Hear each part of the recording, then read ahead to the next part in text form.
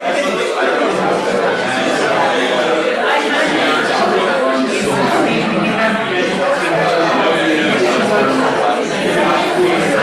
everybody, welcome to the Segue reading series. I'm sorry that we're not playing music. We couldn't have two mics and music, so we had to sacrifice one.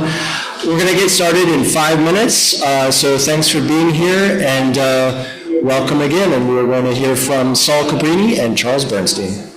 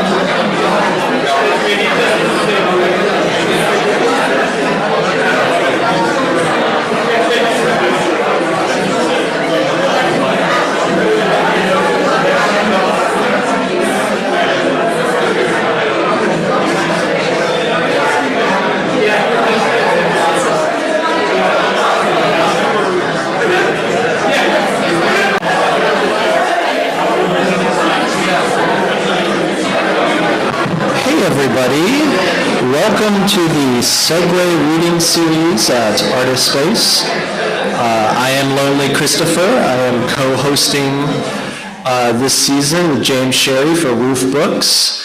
Thanks as always to our marvelous partners at Artist Space and our amazing Segue staff. Tonight we are very, very lucky to hear from Saul Cabrini and Charles Bernstein. I'm going to start us off by introducing Saul, whose debut poetry collection, T-Girl.jpg, was published by Roof Books last year, and the launch party was held at NYU Tisch, where the poet is a PhD candidate after completing a BA and a MA in performance studies. Under the moniker Soul Patches, she has released some of the best indie art rap I have ever heard, already as inventive, fierce, and fearless as well-established artists such as the late Sophie, Mickey Blanco, Kevin Abstract, and Lil Nas X. Throw him on the list. We were listening. We were going to listen to your music during the pre-show. We had technical difficulties. We're going to play your album after the show. Unless you ask me not to do it, and so there might also be silence. T-Girl.jpg is a synthesis of her various creative impulses across multimedia, a complex verse collection following a Black transgender woman's life over a decade, from teenage years to adulthood, from Chicago to New York, with hefty philosophical and existential quandaries expressed in the same dynamic, catchy, heartfelt, and challenging voice found in her music. Cabrini's albums include Garden City, Vivid Image, Ordinary Circles, and Ordinary Delusions, the last of which particularly serves as a companion piece to T-Girl.jpg. Her book contains plentiful new poems as well as work transposed from her music and textual pieces that are related to or in conversation with her performance output. The relationship is most evident in poems such as Land of Hands, Tea for Television, City of Heart, and Jazzbone Drill, which include QR codes that may be scanned to turn the reader into a listener via a Bandcamp link, or maybe it ended up being YouTube, I can't remember. But anyway, it links you to sound versions of the texts. These poems are not quite direct copies of her song lyrics, but adaptations for the page, which is especially evident in Jazzbone Drill, my favorite song of hers. Chrome on chrome, got a roam on Rome, I edit like a hex gone wrong for your dome. We landed on some uniquely sculptural typography to bring a sense of the percussive propulsion of her music to a more visual medium. The repetition of stanzas becomes represented by overlapping patterns of language. My mind is a boat, my mind is a boat, my mind is a boat, my mind is a boat, my mind is a boat. I think the poem represents a great musicalization of the domain of the text. The collection is extremely multifaceted, expressing a gorgeous cacophony of lineages while always cohering into the individualized expression of a sensitive and brilliant mind. The poet implores and calls forth the body of change in her sizzling lines, which explore the materiality of consciousness in light of the limits of today's after-image, representation in the age of mechanical reproduction, the spirituality of plastic or the plasticity of spirit, quote, a snowflake crawling toward the murmur of lava. Cabrini tells us that she, quote, chose performance studies to rethink and reorient attachments to philosophy, narrative, history, politics, meaning, and computational structures, unquote, in the diversity and intelligence of her artistic practice. She recalls fellow NYU Performance Studies alumnus Tracy Morris. Cabrini defines poetics as the mishandling of all things language and addresses the idea of the concept of relation being in perpetual motion. This is a book of transitions and flux, the profundity of finding your body against the prevailing will of a harmful society. T-Girl.jpg is haunted by a version of Chicago that is probably not the one to which Cabrini recently returned. The poet tells us that she has survived places, quote, without a choice, without control, where the boundaries of reality and fantasy erode, unquote, and her verse expresses a sort of revolutionary wool gathering that morphs into political force. She expresses the relatable daily indignities of living as a subject of exploitation, quote, I just paid rent and I'm so broke and trans, unquote, but provides a sharp offensive posture as the author of A Wish to No End. This poet tells a contemporary story of resilience and struggle, reckoning with lineages while forging ahead into an avant-garde realm of Afro-surrealism and racial intersectionality. T-Girl.jpg is on sale tonight for half price over there, so do yourself a big favor and pick it up if you haven't already. Now please welcome to your attention, Saul Cabrini.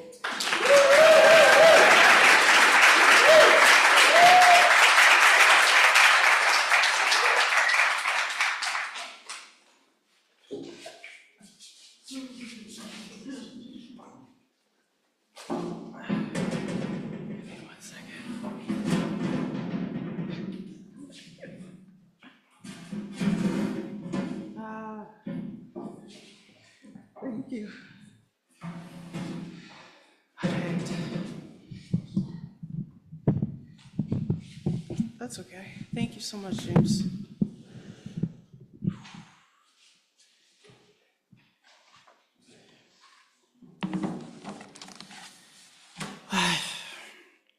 So, this is a poem about, so I wrote this when, the title of this poem is, so I made this when, this is something I've been working on, this is called, so I've been meaning to share. These are from, so I've been looking at, this took me so this piece came, this is an homage to, so I had this idea. Together. If people can read poetry in confusion, can we do that with other lines of thought? After I arrived at the lake of passion, the devotion to services and the servers from bouncers to coat checkers, at the club I slip away from any word or conversation I have heard previously. I join a party of 5 and many more upstairs. For the tranquil yet catatonic intermission of substance, friendships pick up where we leave them. Days ago do not end. We come and go not as we please, but by way of the different people who put the club together night and day. The freedom they gave us lives without us and extends beyond. In the intermission of meeting again, our nostrils spun to the muted record that was below the stairs that held all of us up in the dark red satellite threshold of bonding and chatting. I felt celestial vapor. I felt impressions of burial and resurrection. We sat on a dim lit, what I believed to be massage table and more. Just to my right, a couple after another couple of people began doing each other, loving each other, or doing something for each other on top of a swing, from dykes to men. Not like the music group Boys to Men. This is like a kind of chatter just beside us, which was a matter of passion before desire, in the club. There's levels to every course of action, and the club somehow manages to give us all something we cannot always give it. So we offer our bodies and remember it. It is an endurance performance between dance and relation. Entry is subjective, and being in it might be poetry. The quality of selection is not a vacation. New friends feel like family, close but distant on top of the stairs. There are no mirrors, you're almost unplugged, everything comes out. We club with the labor that provides and admits you through its doors. Everyone has their own version of it, but that should never be imposed. Everything that it takes to arrive here enters the floor. All of your life experiences throughout the years follows you to the club. Laughs cradle us to understand how our grooves become mispronounced by the outside world of obligation and social networks that often feel unreal. The club is dirt wrung with nicotine smoke choking every corner of a body, with sweat dripping on crooked spinal cords, twisting guts to a vinyl, a queer infidelity to the nationalist charm of a country's rhythm. I fold my skin into the guts of every observer, cruising my T-girl body as I would to them, and promise to continue writing about death, transness, the experience of music, the black abstract, and my love for love. The night is long, the lights are too bright so they close in on you. The darkness never diminishes, and the light is only replenishing when I realize I survived the night before. I write during the precedence of currently being in it, but being in only in the sense of making my way towards the surface. If I have to go out, please promise me that you will let me fade. When dancing, you can tell when it's your time to go. That's what service is all about, being served and serving one another. I'll leave the club of the real life in the morning, when the night is not outside but inside our insides. I'm no local club goer. I do not locate a belonging that possesses me to its place, but I must admit that it does have this like visceral feeling. We take ecstasy together. I'm dancing on the edge of clarity and mystery in my words, caught in the euphoric haze of creation. I began writing this letter near the coat check. I search for no cryptic answers for the club to be what I would remember or would want it to become. I'm interested in the rise, the common belief that we are already touching.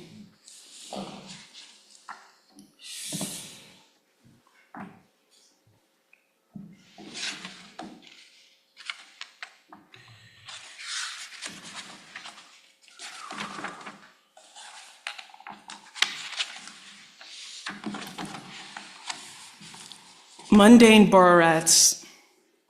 And then there's that orbit of misery and mystery, beautiful mistakes of a promise gone astray, social pathways tiptoeing into delicate curves, disturbing the elegance of elders trekking into the muddy waters of a kiss or a hug.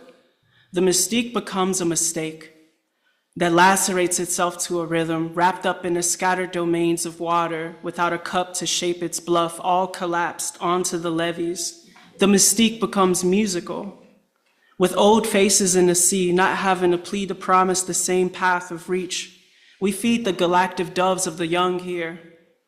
We reach into that unknown, from New Orleans or Brookhaven to Chicago, onto the fruit held by older hands, dangling our blood-splattered banner to usurp a labyrinth of stars, from the curls of our braids to the curls of a hurricane. Elders' hands hold on to the knots and kinks of creation. Our hair stands on this premise of abstraction. We don't care. We don't just waste away to pass here.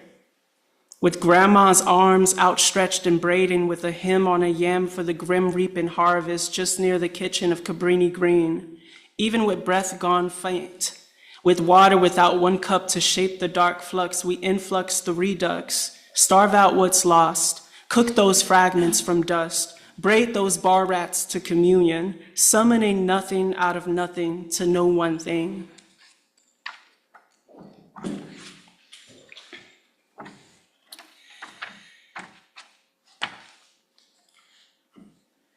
.jpg. We know lessons about loss, the kind that remind us of our world to gain, the kind that maneuvers the body to dance with change. We know the loss to be transferred, the kind that reforms in a formless world, the kind that reworks harm that form has marked. We know the dance at the level of the field.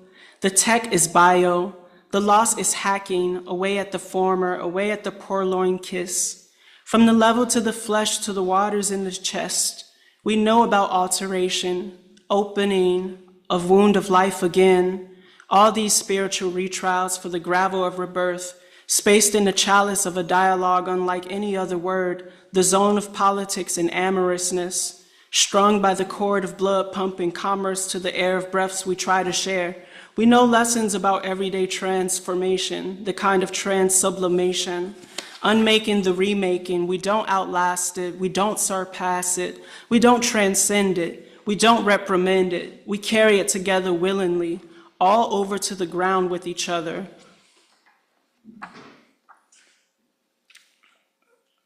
I don't know. I just paid rent and I'm so broke and trans. Walk dogs, sell feet pictures, look for temp agencies, sell Adderall, market your mind, or become a femboy. Meet demand for trap content. Don't tell people you're a Scorpio. Forget lunchtime. Apply. Reject that rejection. Beg. Art your death. No more K, no more M, DM notifications till you become one of those trans DJs in a situationship. That's how I feel about New York. All right.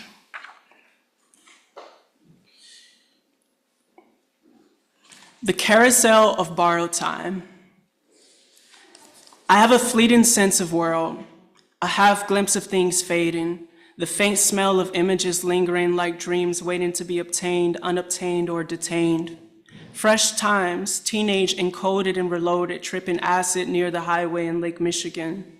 We move through a landscape where genocide in broad daylight, moonlight, and screen light. You, the wary solver, stare into the mirror and try to solve and settle the cosmic riddle of your own reflection, all while being watched by a gallery full of strangers. This is liberal, us right here, in the cosmos of a forgotten sleep. Ambiguous poems become government poems on train stations. This is where the citizen poet finally dies or thrives. The giant city of chaos and the prairie fields share roads here, but they're always days apart.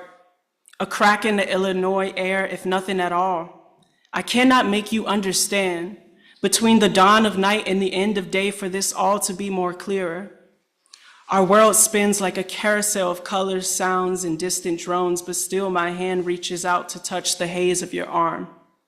It's all strange puppetry, the failed project of the human left to poetry. I wonder if my Midwest smile is perhaps borrowed from someone back home in Chicago that I've left in a blur for the land of many mountains in the north. I grew up in the heart of the ghetto. I understand it well, the way shadows stretch westward before us, lent not just by daylight and moonlight, but now by the glow of screens. In this Times Square, my mother dreams of visiting me, where the storm is a horde of tourists in New York brewing a cyclone long before the tranquil arrival of the new year. Maybe our smiles, our sorrows are borrowed from a kind of library of emotions, each one a volume burrowed in the archive of the soul, a violent collaboration between the state and the flesh.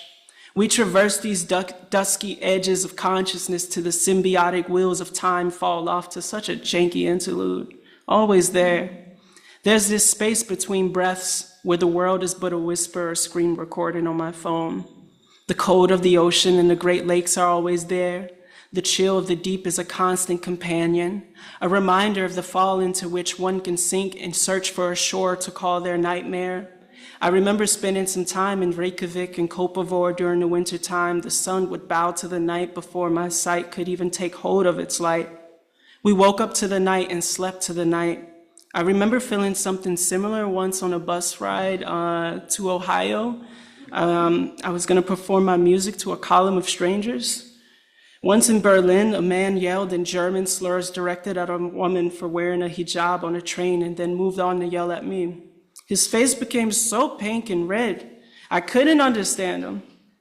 I could only understand myself as Black and gender ambiguous in that moment. No one around us watching did anything. At one point, the train had begun to close its doors as he stepped out and faced me. When the doors closed, he spat at me. He missed my face, but the snot and spit smeared the train's glass doors in an accident of time. It was almost dark by then. He banged on the doors, but they didn't open.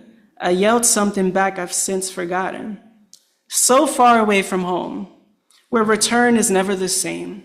Never a return, but a turning toward the iteration of a new. Moral of the stories of each night's stories, take vitamin D. Soon after, I began watching some videos of a comedian describing what he called Midwest existentialism. Something in it resonated with me, even despite the fact that I come from the second city. As a Chicago kid, I hardly was able to travel beyond the Midwest area. Gary, Indiana, Joliet, Naperville, Cincinnati, and more. I still crave Detroit's night sky, where all cornfields lead to Chicago. Except when they don't. Reality is as awkward as a dream suspended on that edge of awakening. Government poems enters the commerce of movement, all laid out in plain sight, written from a sense later applied now out of that distant sense. A half glimpse of things fading through the seascape, watched by a gallery full of strangers, just near the highway, the train, and the lake. Okay. I want to do two new things. Okay. The gut unsings, words coded backward, dust commas the air, halts, meaning evaporates mid-breath. Seductive sounds are clouds, unwinged hearts beating, on through beside. I was trying to catch a vibe last night at a distance, which moves to close, ghost, host. The subject acts in smoke, lit or flown, a flame afloat. I'm a fragment reaching out of that sentence of my father and aunties who had been to prison. The power of speech is parole, deep folds of a cloud blending sky into paint, the open eye phonography contrasting. I was trying to just call your number properly without firm prepositions. In philosophy, I can't capable, too culpable, to the gutted insides of buildings, built backwards into words, on backs that black like grandpa, on tracks that train like great grandpa. I come from a family of constructions, working, Detroit hustling rebuttals of Tennessee, Virginian, Barbadian clouds, the air of islands becoming blood after blood.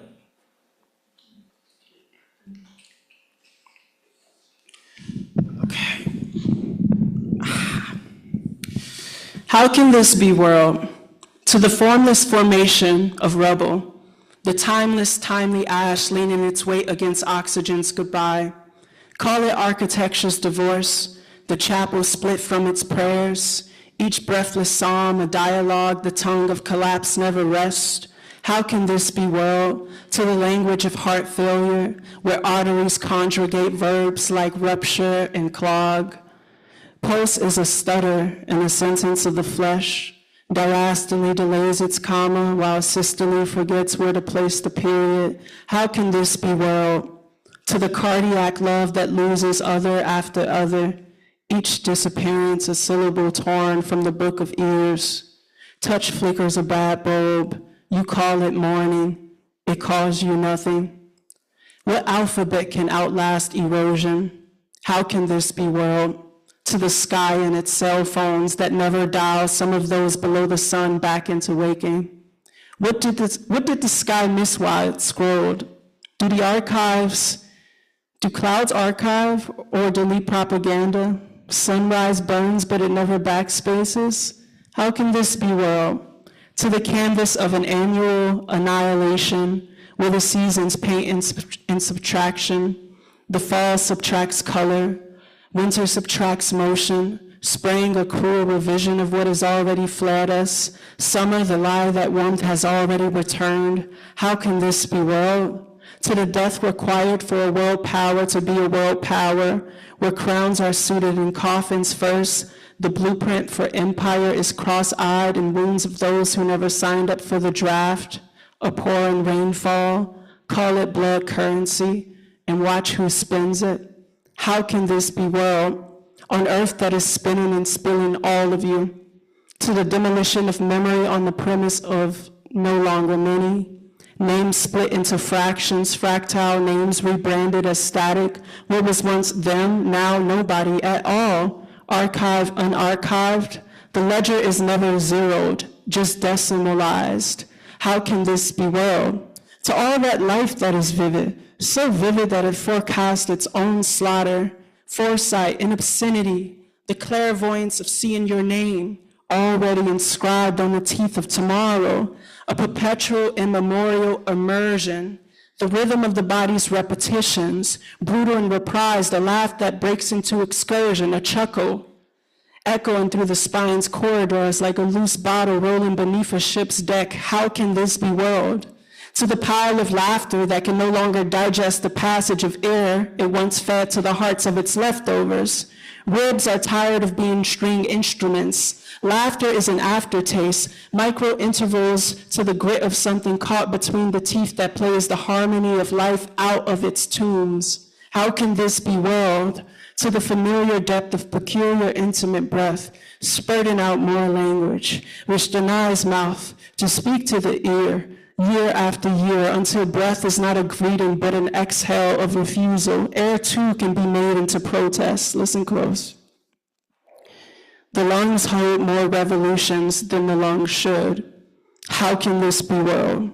To the proclamation of an internationalization so perverse in its course of money. Capital migrates like swans, seasonal movements predictable but never clipped. The border always opens for currency, but never for you. How can this be, world? To the racialism of acceptance deception, the corpse that must stand in one's place, alienated in its mist, the solidified reminder that one exists or did persist. The substitution is so subtle, the replacement so quiet. The reverb still believes they belong to the verbs of you. How can this be, world? This world, a factory for unmaking, a furnace that filters where you burn just enough to glow but never flame. This world, a name whispered into a crayon, where the only answer is your own distorted voice colored back as evidence that you were once empty to yourself. This must be, world. How can this be?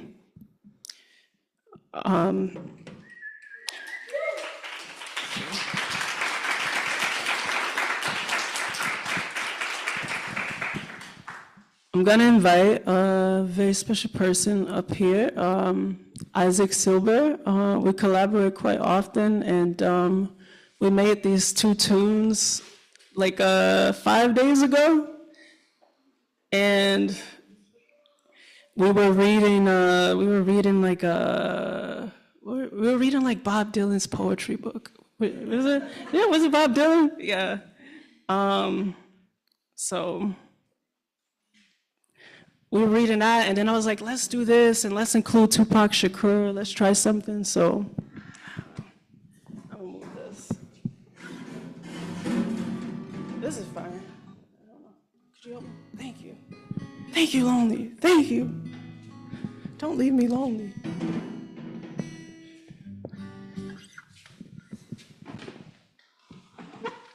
Let me know when you're ready. All right, you ready?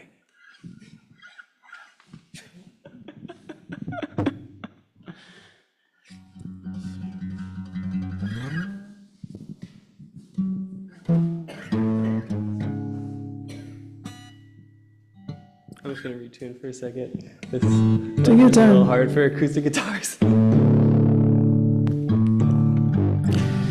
Okay. You sure? Yeah. All right. I'm gonna tune my mind for this performance.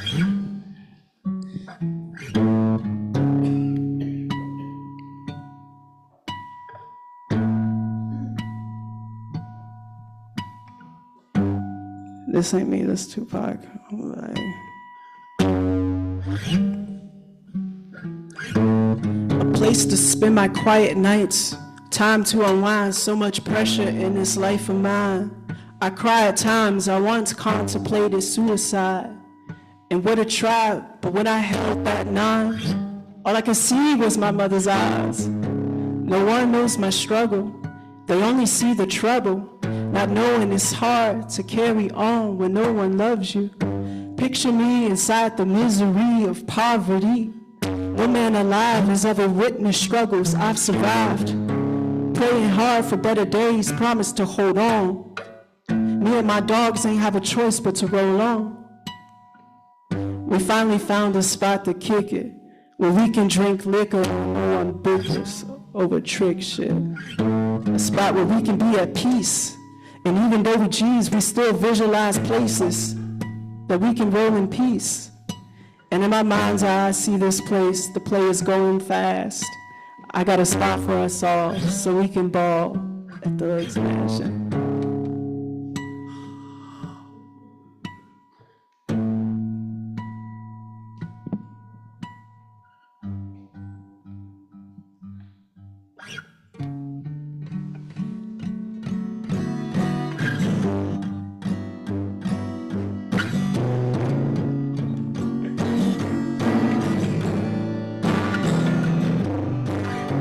Spinning circles, the vinyl slips. Scratched out love on your fingertips. Words unsaid like ghosts they drip. Falling slow, now the moment slips. Are we more than smoke and thin in air? Fleeting signals, were you ever there? And the moon's just a liar tonight. Hangs so high, then it fades from sight. Yesterday, Yesterday I thought I woke up with no fear, but the silence of the morning made it clear. All these echoes in the dark that I kept near, are they mine or just shadows of you, my dear? I keep tasting time in an endless loop, your face like a reel playing back the truth. Fingers trace the cracks in this fragile youth, but the past don't heal, it just leaves its proof. Are we lovers or just 2 lost prayers, floating upward but the sky don't care? Caught in the rhythm, the lives we fake, every step forward, just a subtle ache. Yesterday I thought I woke up with no fear, but the silence in the morning made it clear. All the echoes in the dark that I kept near, are they shadows of you, my dear?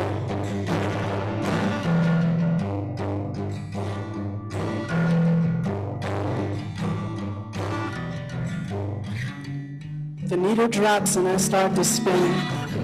Every track a story of what could have been. Your voice in the politics pulling me in, but I'm lost in the mix. Where do I begin? Clouds of smoke or drugs burning sin, a deeper high going when it's spinning circles. The record skips, fading whispers from my lips.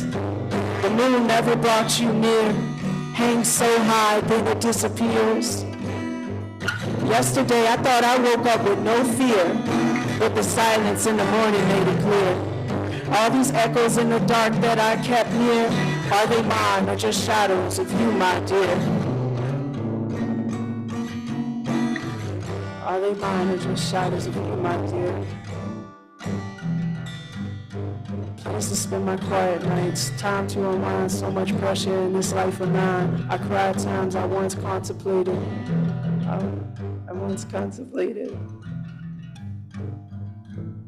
We got one more for y'all. One more.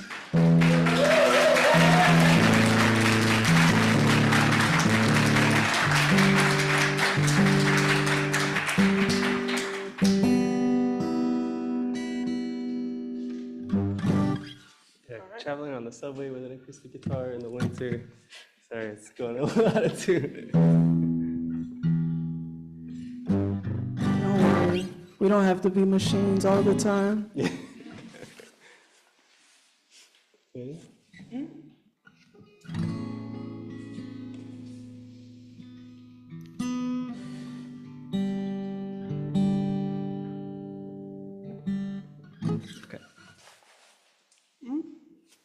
Just close them out. Take them home. Take them home, Isaac.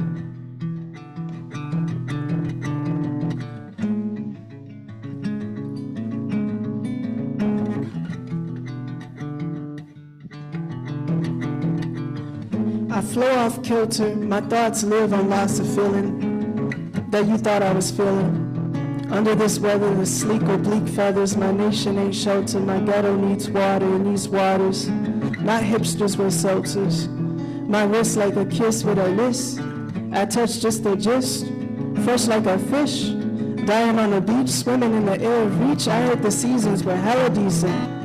We speak recently in decencies, close my mouth for your frequency. I stutter, I shudder on deep waters. My mother says I'm too fucking nauseous for commitments and resentments. Fuck that. I can't love this.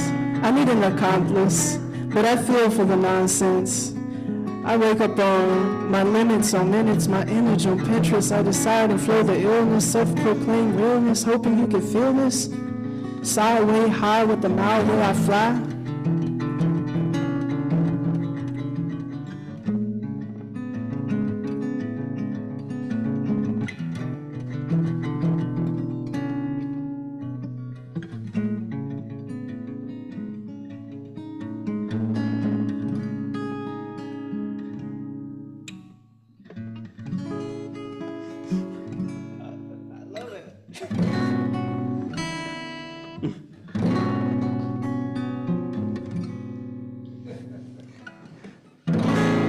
Search for a tether, let the wind pull me loose. Rain hits differently, sharp, like your excuse. Living under weather, not the weather inside. Feathers on my umbrella, soft edges of a bruise filter through the gray, what can you do?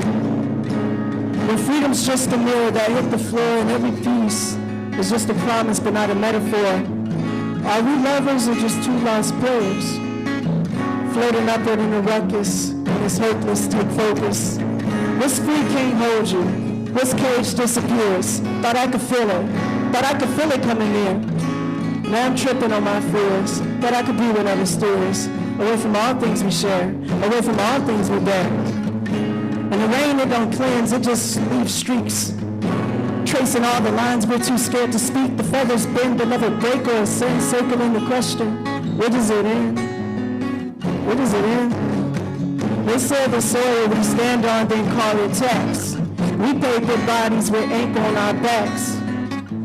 Chasing the wind, but it never looks back. And they keep telling us to keep trying to get that old thing back. Keep trying to get that old thing back. My flag ripples like wounds.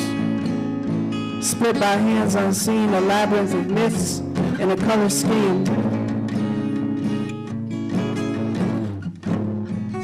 Yeah, keep going. But I can feel it. But I can feel it coming in. Go through the tune, we got it. This free disappears. This cage reappears. Thought I could feel it. Thought I could feel it coming in. Thank you all so much. Yeah, keep going.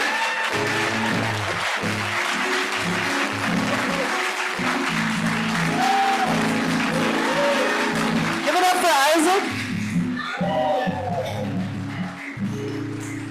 Thank you all so much.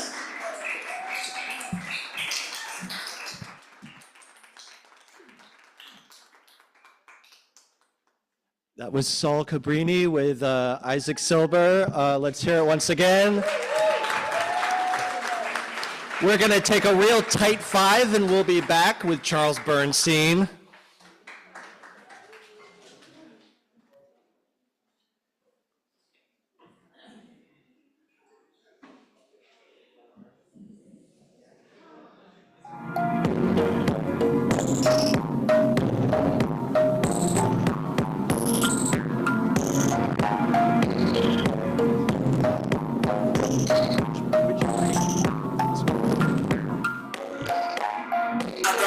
To the city of art, have friends, loved ones torn apart. I try to love like I'm only above none. Got sheet covers from ex-lovers that can't love us. My hangover like a makeover makeup. I'm living in the limits if it's a breakup. Cause I used to play pickup, hooping in the alley, homegrown valley, crates for the basket. I dreamed on an island, I wrote it in the back. These days get to passing, I'm talking like it's average. But it's just nostalgic, nothing's everlasting. Let's hit it one last time. Lit to one go. Came from a roof that collapsed in my face. I don't need face, but I give it if it's fake. Y'all want trouble, I want nothing. I walk in the world full of possible death.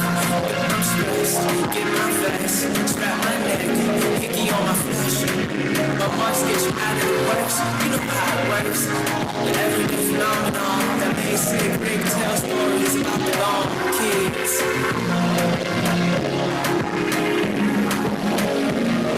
Gotta give it up regardless. You know we all broken artists. It's my arguments. That was all pretty good. Then the delusion comes back around. Tells you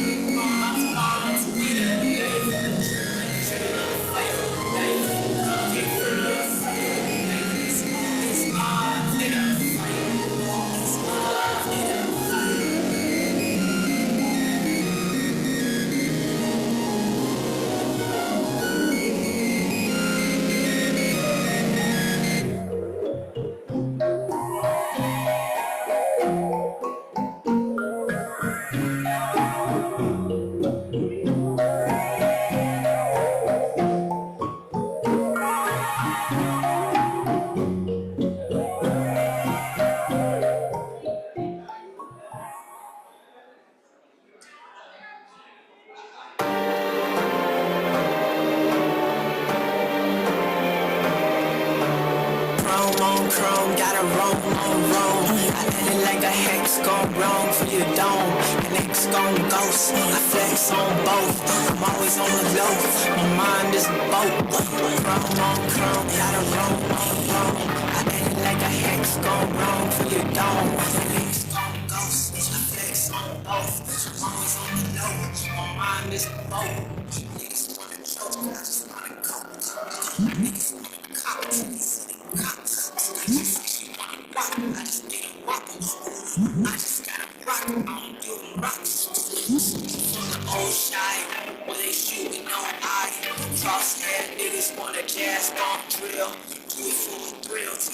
that's on ill. I just had to live it till I knew that I could pivot. We was 6, 7 on that do you thing, what you think you smiling. Raise money for your casket, your mother, your brother, your uncle, your sister, your cousin, your auntie, your cousin. You dead cause your being is ahead. You dead cause of existential dread. You dead cause the state is always there. You dead cause the bullets on the wall. Wrong, got it wrong. I did it like a hex, gon' get it on. X gon' ghost, flex on both. It's always on the nose. My mind is both. Crown, got it wrong. I did it like a hex, gon' get it on. X gon' ghost, flex on both. It's always on the nose. My mind is both.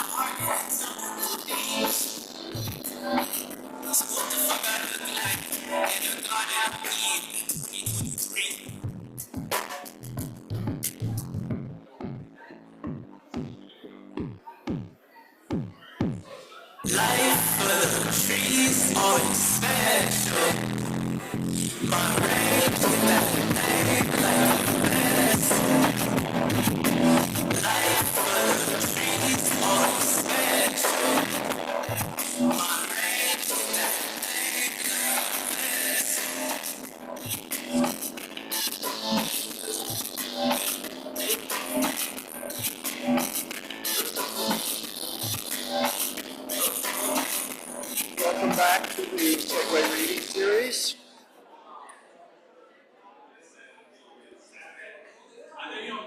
For part 2 of our event, if you please take your seats.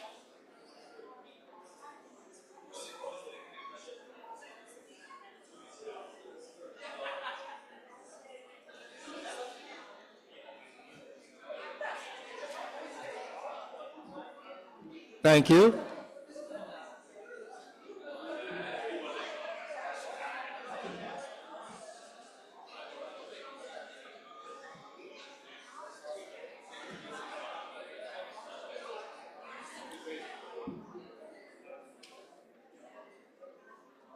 So welcome back.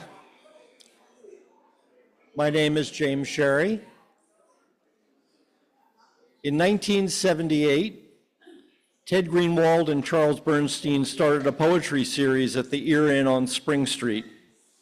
And Segue Foundation has continued that series for more than 40 years. So today, we're not merely celebrating Bernstein's writing, but also his abilities to organize, to collect, and sustain the kinds of poetry he wants. And for me, his ability to disclose social constructs, build structures like pen sound and EPC has been an important collective work supporting his celebrated poetry and essays. In The Kinds of Poetry I Want, Bernstein couches his argument in multiple formats to explore the space between the arduous positions of the poetic conflict of our current moment. In identitarian poetry, the person, the thing, the self dominates the landscape as the poetry works language to untangle how the poet is. In environmental poetry and in Zen writing by poets like Norman Fischer, and certainly echoed in times by Bernstein, the linkages that make the world whole rather than dividing and conflicting between oneself and another focus the writing.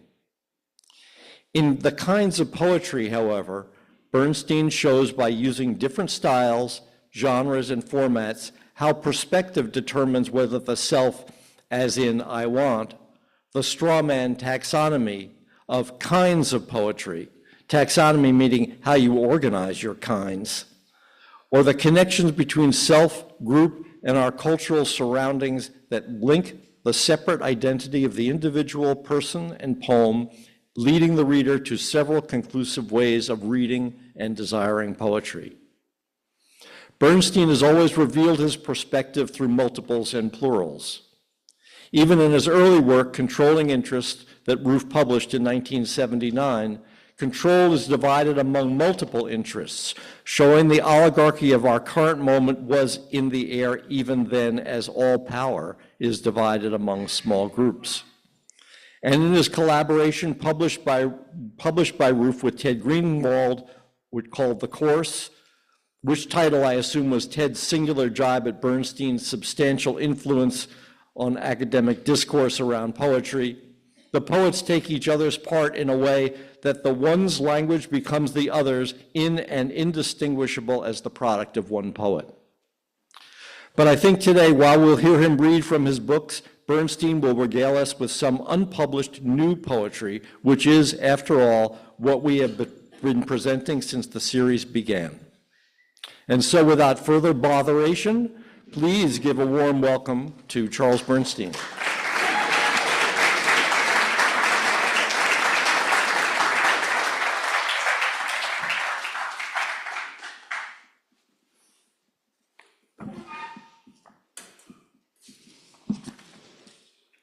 I denounce those who refuse to denounce. I denounce those who denounce those who refuse to denounce. I denounce those who denounce those who denounce those who denounce those who refuse to denounce. I denounce those who denounce those who denounce those who denounce those who denounce those who denounce those who denounce those who denounce those who denounce those who denounce those who refuse to denounce. I resist those who refuse to resist. I resist those who resist those who refuse to resist. I resist those who resist those who resist those who resist those who refuse to resist. I resist those who resist those who resist those who resist those who resist those who refuse to resist. I resist those who resist those who resist those who resist those who resist those who resist those resist those who resist those who resist those who resist those who resist those who resist those who resist those who resist those who refuse to resist. I change those who refuse to change. I change those who change those who refuse to change. I change those who change those who change those who refuse to change. I change those who change those who change those who change those who change those who refuse to change. I change those who change those who change those who change those who change those who change those who change those who change those who change those who change those who change those who refuse to change. I struggle with those who refuse to struggle.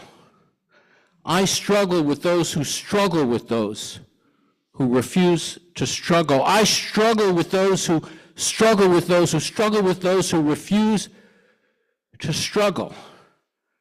I struggle with those who struggle with those who struggle with those who struggle with those who struggle with those who struggle with those who struggle with those who struggle with those who struggle with those who struggle with those who struggle with those who struggle with those who struggle with those who refuse to struggle. The epigraph from that poem is from the Big Nietzsche, The Twilight of the Gods. The struggle against purpose in art is always the struggle against the moralizing tendency in art, against art's submission to morality, which could also be the epigraph from this poem called Fault Lines. Some said Ukrainians provoked it. Some say Russians got what was coming to them. Some say the Japanese got just retribution. Some say Iranians are not to blame. Some say Germans needed to be punished. Some say the Lebanese have to be revenged. Some said the Vietnamese were saved by napalm. Some said the Syrians do not deserve it. Some said Egyptians needed to be held accountable. Some said Saudis brought it on themselves. Some say Tunisians need to be punished. Some say Afghanistanis were blameless. Some say Cambodians did what was necessary. Some say Iraqis started it. Some say the Sudanese got what was coming to them. Some say Americans bear sole responsibility. Some say the Irish are blameless. Some say Protestants had to be revenged. Some say the British brought it on themselves. Some say the Tutsis did what was necessary. Some say blacks got what was coming to them. Some say Shoshones had to be revenged. Some say the Narragansett did not deserve it. Some say Tibetans needed to be taught a lesson. Some say the Rohingya provoked it. Some say the Burmese brought it on themselves. Some say Kashmiris deserved it. Some say Hindus started it. Some say homosexuals had to be revenged. Some say Armenians are entirely to blame. Some say the Crusaders should be held accountable. Some say Jews are the root cause of it. Some say Muslims provoke it. Some say those raped asked for it. Some say Romanis did not deserve it. Some say the dispossessed needed to be revenged. Some say lepers needed to be taught a lesson. Some say Brazilians are blameless. Some say Argentines got what was coming to them. Some say Venezuelans brought it on themselves. Some say Haitians were solely responsible. Some say Aztecs brought it on themselves. Some say sinners needed to be taught a lesson. Some say whites are blameless as driven snow. Some say those of true faith provoke it. Some say undocumented immigrants are the problem. Some say refugees are the root cause of it. Some say the homeless deserve what they get. Some say drug addicts have to be punished. Some say the abused ask for it. Some say paranoiacs will be revenged. Some say suicides bring it on themselves. Some say the hungry deserve it. Some say infidels need to be smote, and their children smote, and their wives smote, and their altars desecrated, and their lands laid waste. Some say, at least, I am not responsible. for it. Some say at least yous and me are not to blame for it. Some say it's them that's solely responsible.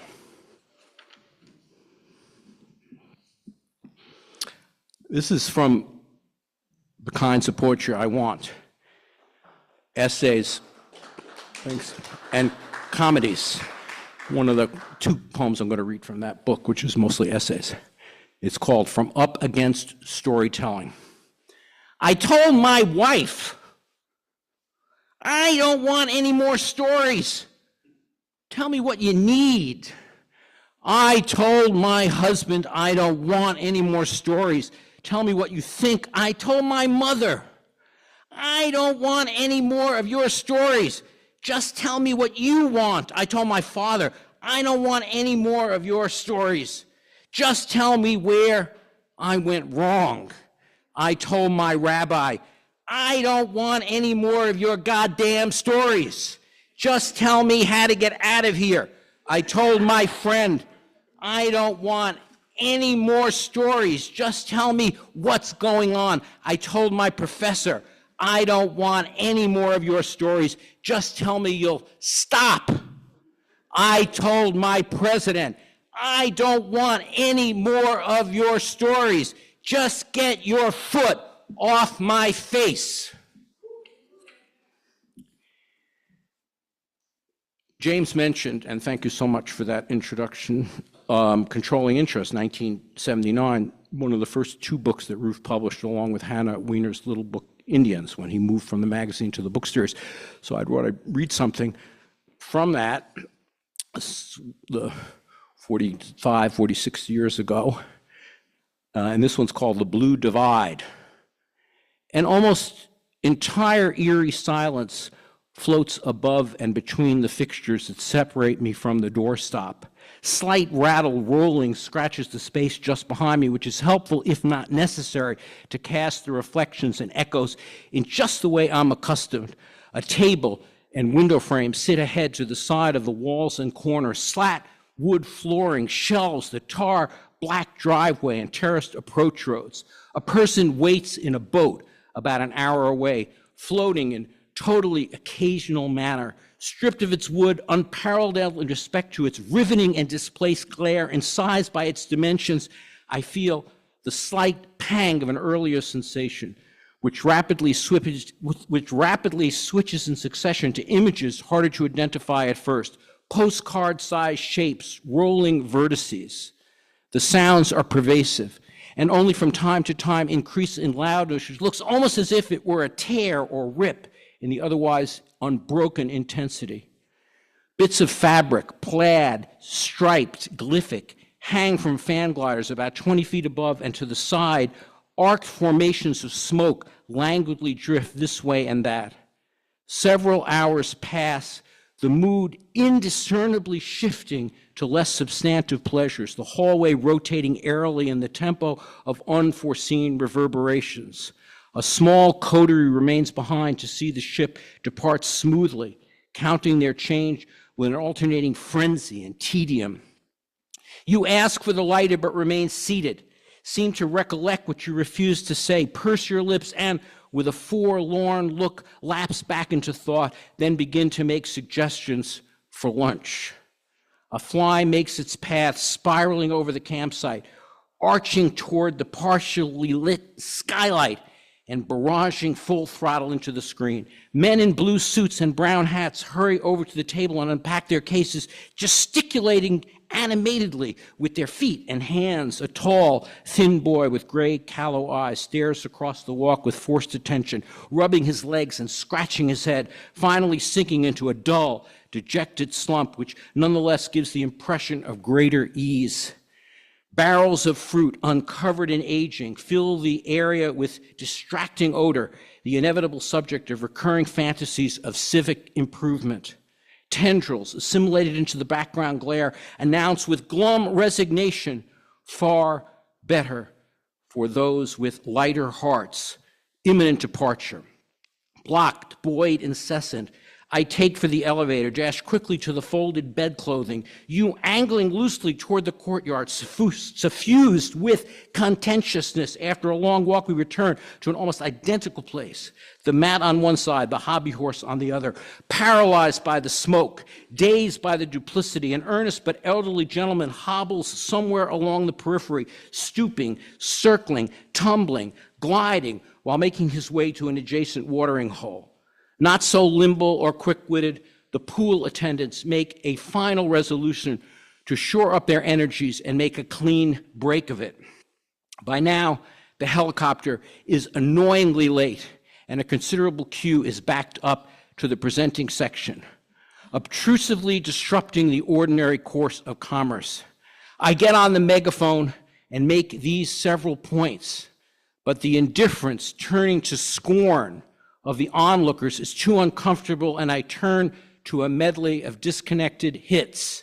You look so quiet there. It seems a shame to disturb you.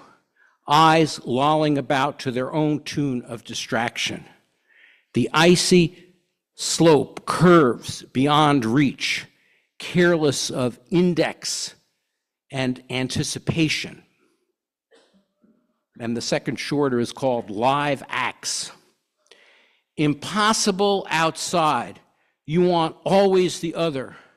A continual recapitulation and capture all that against which our redaction of sundry, promise, another person, fills all the conversation of that into which intersects a continual revulsion of, against concepts, encounter, in which I hold you. A passion made of cups amidst frowns, crayons of immaculate warmth ensnare our somnambulance to this purpose alone. The closer we look, the greater the distance from which we look back. Essentially a hypnotic referral like, I can't get with you on that, buzzes by real fast, shoots up from some one or other aquafloral hideaway, emerging into air. Or what we can't. The gentleman who prefers a Soviet flag floats, pigeoning the answer which never owns what it's really about. Gum sole shoes. The one that's there all the time. An arbitrary policy filled with noise and yet believable all the same. These projects alone contain the person, binding up in an unlimited way what otherwise goes unexpressed.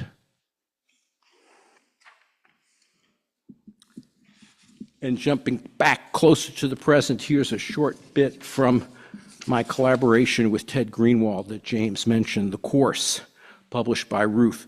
And this one is called FPO, for position only, FPO. You slit fast under terrace, raised bar, quilt capture, beware a swag with remote pick, a line, take out, add, reprecision, paratundra, await call of landfill destined for arc, say, saturate provincial intimacy indoors, 177, long abutment, pace, counter, grace, insolvent time, to step up in complete wind, handling, flag down, tacit, on a standing, pining for place, slapped onto the magic it. I told you as much, rate, wing spawn, theirs, thuck,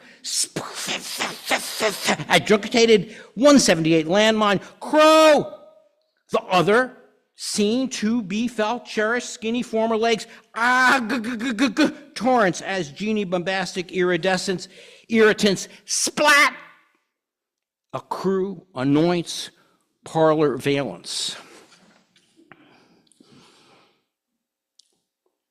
This short poem is a public service announcement. It's called No Public Restrooms. So if you're reading this poem on a public website or a PDF you didn't purchase, then at least buy a cup of coffee, or maybe a chocolate malted, or a zebra.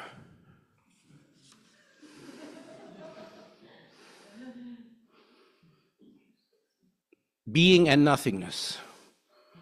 First the rabbi, then cantor, then synagogue president stand before the Torah ark on Yom Kippur and profess with piercing, cries echoing the shofar that they, each one, is nothing in the face of the Almighty. The worshipers surrounding them in the vast temple weep and moan, awed by the pious self-abnegation of their exalted leaders. After a few moments, the poet errant, standing in a dark corner of the shul reserved for those who have not purchased High Holy Day tickets, murmurs loud enough to be heard by the entire assembly, "I am nobody. I am no one. I am nothing." The altar cocker shouts back, "What a schmuck to have the chutzpah to claim to be nothing." Commentary 1 by the aforementioned Norman Fisher.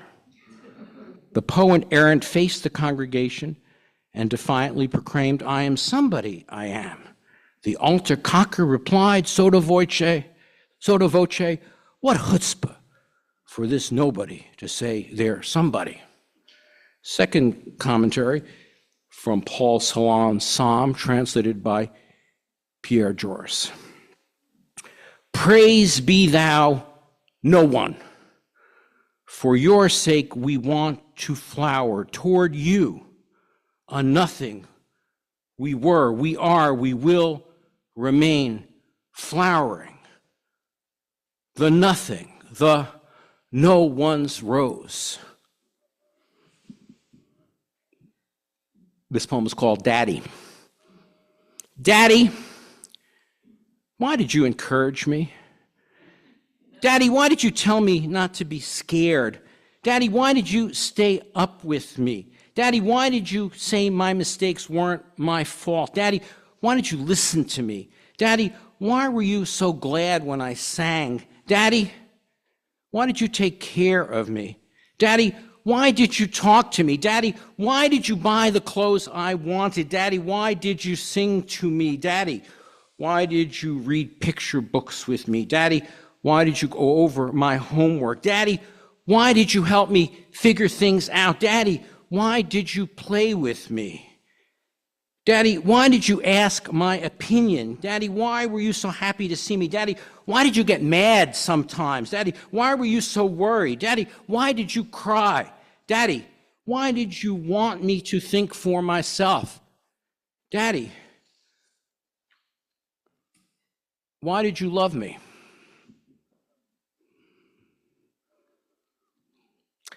This poem is called In Ferment, Fragment.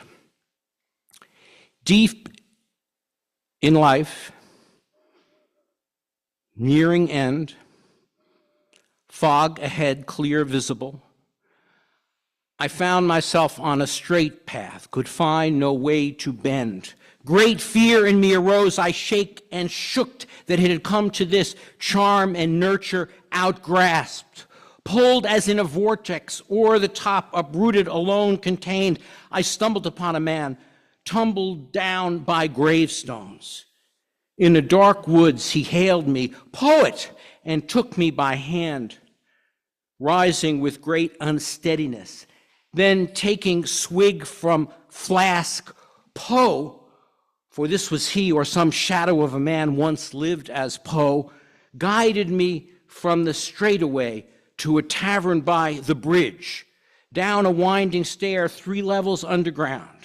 Gathered there, my guide beside a motley crew. It must be paradise. Baudelaire in crimson suit and skewered tie, abreast with cock-eyed Byron, Blake, turvy top, feet aloft, and Swinburne and Gossamer Cape, all wrapped in conversation on counting angels in puddles and muddles in angles.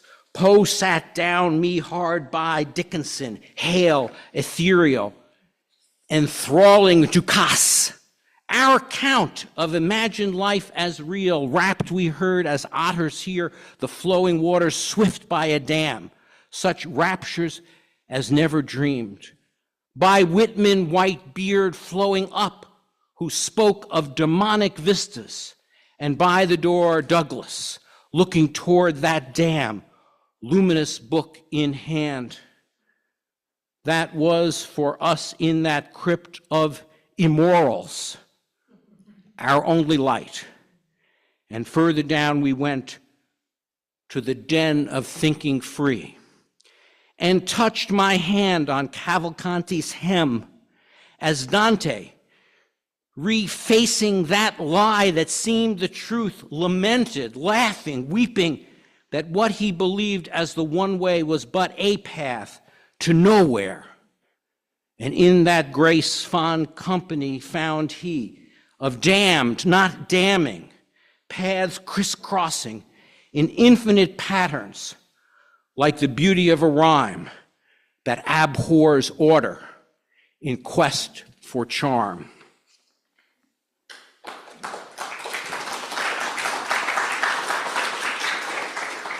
This is a short bit from a collaboration, relatively long, that's coming out in Fence that I did with Tracy Morris, also aforementioned. And it's a series of letters that back and forth, mixed up as to who wrote them. This is one of the last ones. Mon cher Eve, O Adam, the Eden Rock was new when I first went to Miami with my parents. Could be I was 7. I didn't get to see Harry Belafonte at the Cafe Pompeii or Sinatra, Bennett, Calloway, Paul Anka, Jerry Lewis, Sammy Davis Jr., but I did get their records, if not then through the years. I'd love to go back there for just one night, or maybe a holiday weekend, but not to Eden in the theological sense. I'd say in the biblical sense, but I wouldn't want you to get the wrong idea. Not a world before worlds, not a world without swing, tunes, martinis, and a sauna. Not a place without bad comics trying out new routines.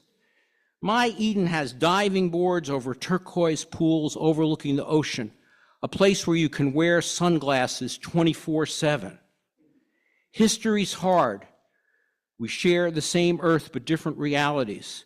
We can either live with multiple society or we're forever on a spacewalk without tether and the oxygen is dwindling. Then how can it be forever? Can we share without agreeing? Can we share without grieving? Can we share grieving?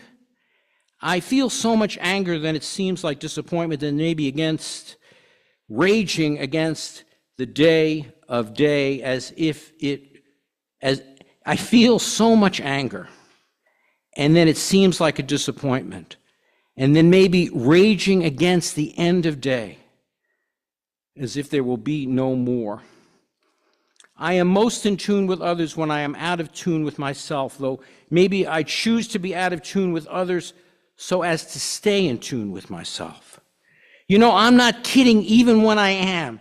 Either way, that kind of thinking doesn't do any good. It tears the fabric of being, which is our common uncommonness, or the other way around. You owe it to yourself to imagine dissolving into a world beside you. Nowheresville, the town just before the last sunset, a quarter of a mile south of Eden. Final exit before tolling. It's not an emergency, and then it is. There's plenty of time, then it's too late. For what? There never was enough time, even when there was all the time in the world. Anonymous. And here's a very short clip from a collaboration I did with Norman Fisher, April 17, 2020. So here we are. Let me do it again. So here we were, so there they be.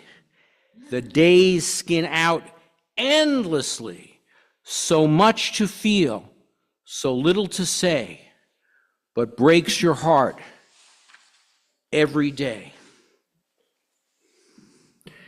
Now, with apologies to Saul and the music. This is the other poem from The Kinds of Poetry I Want, and it's a translation that I did of Desafinado by Newton Mendoza and Antonio Carlos Jobim, usually translated off key. I translated off beat. It goes something like this.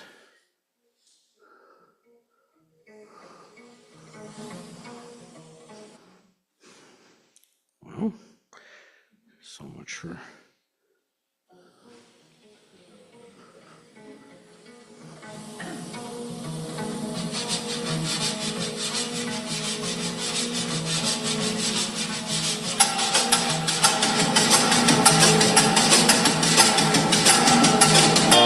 If you say, I'm off beat, my dear, you know it hurts me.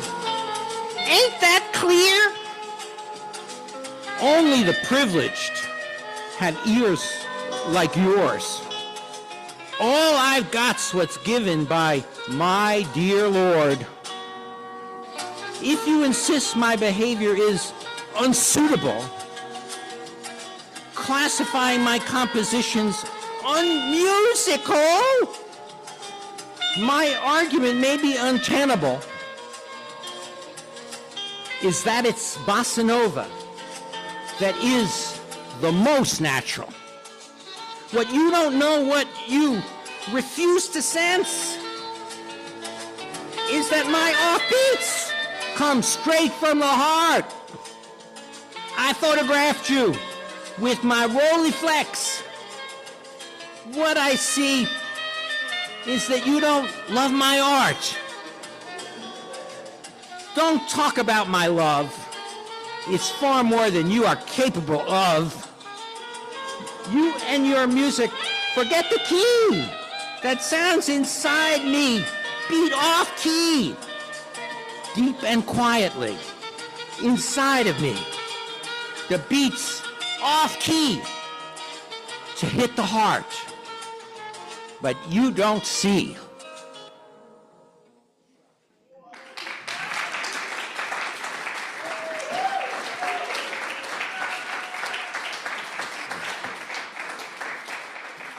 I have to say, a great thrill is that I read this in a tribute to Augusto de Campos, and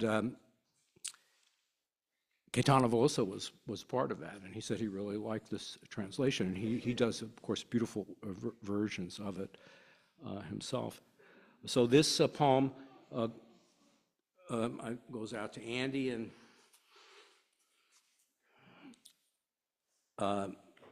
Jay, who are here. It's called The Mind King. On Monday night, a month ago, I printed a 400-page manuscript of Richard's Speculations, a long poem he'd been writing the past few years, which I'd pulled together from assorted files. Richard kept his computer files on the desktop, creating revised files of the same work with slightly different names, so there was much to sort out. We planned to work on the manuscript the next day. Around 11 on Tuesday, David called. Richard was in an ambulance headed for Beth Israel's ER. I jumped into the F, switching over to the Lex at Broadway Lafayette, Richard's stop, then walked from Union Square to 1st and 16th and went into a lobby I knew well from visiting Ted when he lay dying. They told me I was in the wrong place. Go round the corner to the emergency entrance, which when I found it was weirdly quiet. I asked for Richard, and the lady told me kindly, no one by that name at this hospital or in the Mount Sinai system. Try calling the ambulance company, which I did. Hold on. What time was he picked up? From where? Hold on. Oh, yeah, we found a note. Mount Sinai, Maine.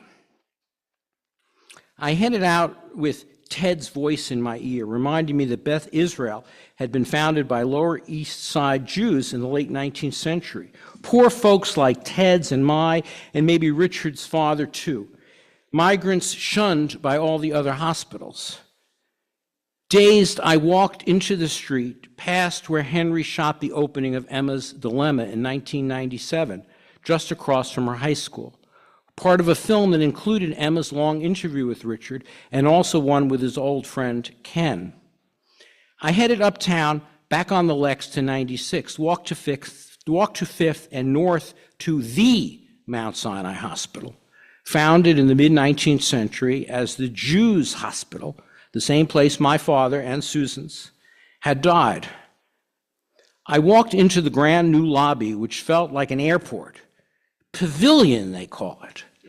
Aren't pavilions something from an 1890s World Fair, introducing wireless talking boxes and flying machines to gawkers dressed in fancy suits and bodiced lace? But this kind of pavilion is named after some schmancy benefactor. I only hope not one of those skimming profits off the oxy dead.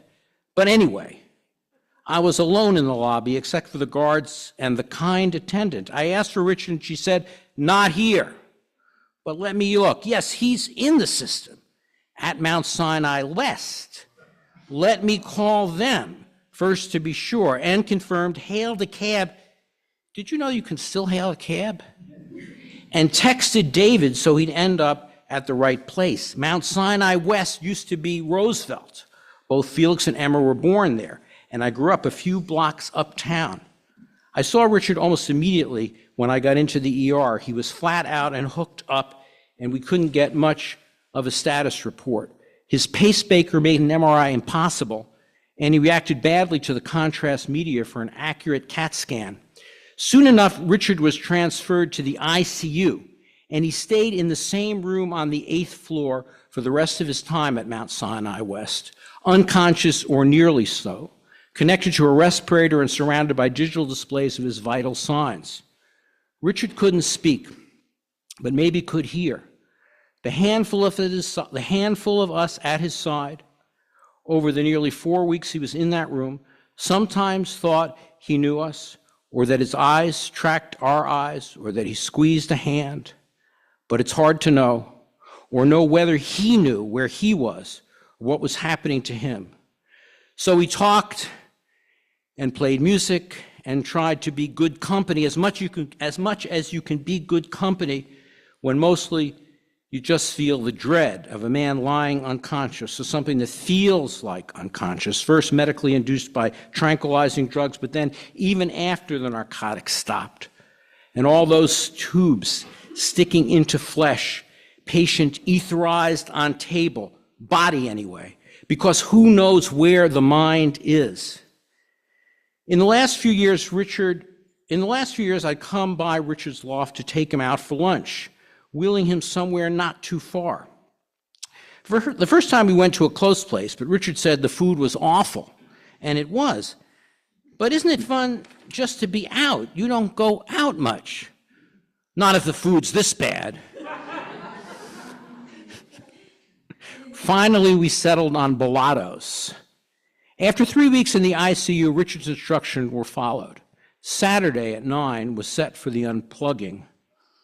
I got him to Columbus Circle way too early, so got a lox and bagel at a crowded greasy spoon across from the Mandarin Oriental. I liked listening to the chatter.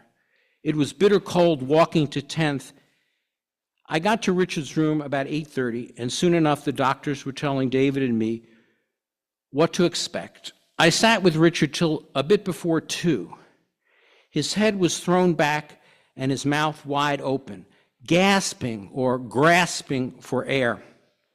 He seemed totally out of it, or totally somewhere else. A few weeks before, Richard and I were going to go to the production of Suppose Beautiful Madeline Harvey, his new play at La Mama, but he landed in the ICU. Now splayed out on the bed, eyes closed, I thought he might be conjuring the play in his mind. That what we were seeing on the La Mama stage was the projection of what was going on below the surface of his eyes, unconscious or totally conscious. Suppose Richard Foreman is, let me quote from the script, surrounded by dearest friends in a world, this world, within which the depth and intricacy and apparent solidness of this same world were replaced by a different world, in which all human beings were, well, so to say, paper thin, somehow, minus any enfolded depth. But suppose this only meant the scene of the action was now elsewhere, as if within some fluid atmospheric field between people, which was now the place where the action was now taking place. And suppose it was really like this with people, here and now. One of Richard's last enthusiasms was bullfighting. He told me that with its ritual staging, bullfighting is theater's heart, a person coming within a hair's breadth of death and, ole, not dead, dead. Maybe that's what his bouts with breath were all about. I left Richard before 2, just as Andy was arriving. He died at 3. But this only meant the scene of action was elsewhere. He lives in us. January 7th, for Richard Foreman, June 10th, 1937 to January 4th, 1925. 19,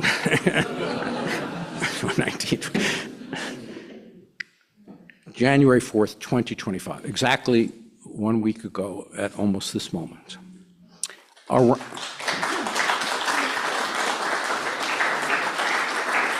And to Andy and Jay.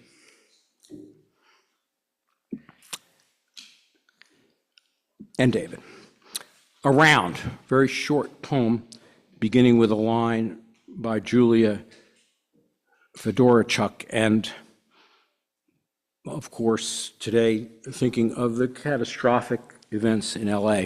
So many friends, houses destroyed, and such a wonderful city in flames. When the house is gone, we'll look for a road. When the road is gone, we'll look for a path. When the path is gone, we'll look for a trace. When the trace is gone, we'll look at the ground. When the ground is gone, we'll find the house. And this will be my last poem, called Fare Thee Well.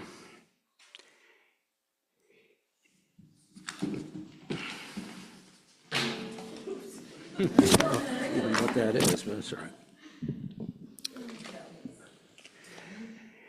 Give me a hammer, give me a bell, listen to the chime, listen to its spell. Give me an axe, give me a tree, watch logs catch fire by degree. Bleed a thought till it tells secrets of elation hiding in a shell. Find your way, make it swell, give what you got, not what sells. Before you go, sing me a song. Time's almost over, days been long, no harder road ever will you see than the road you're on, far from me. Give me an axe, give me a tree, watch logs catch fire by degree. Bleed a thought till it spills, secret of regret hiding in a spell. Who knows if we'll meet again? Don't know where, can't say when, maybe never, maybe in hell. Fare thee well, fare thee well. Give me a hammer, give me a bell, listen to the chime, listen to it dwell, find your way, make it sell, give all you got till it swells. No harder road ever did I see than the one you're on, so far from me. Do me a favor, sing me a song. Time's almost over, days been long. I don't know whether we'll meet again. Maybe we will, somewhere in hell. I can't say how, and I don't know when. So fare thee well. Fare thee well.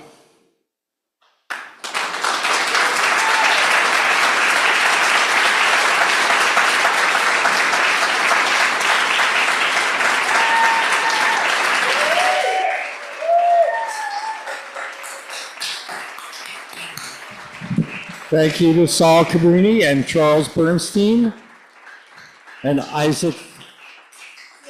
So, thank you. Next week at Segue, Chris Campagnoni will be here to read from his roof book and others, as well as the great Ann Lauterbach. See you next week.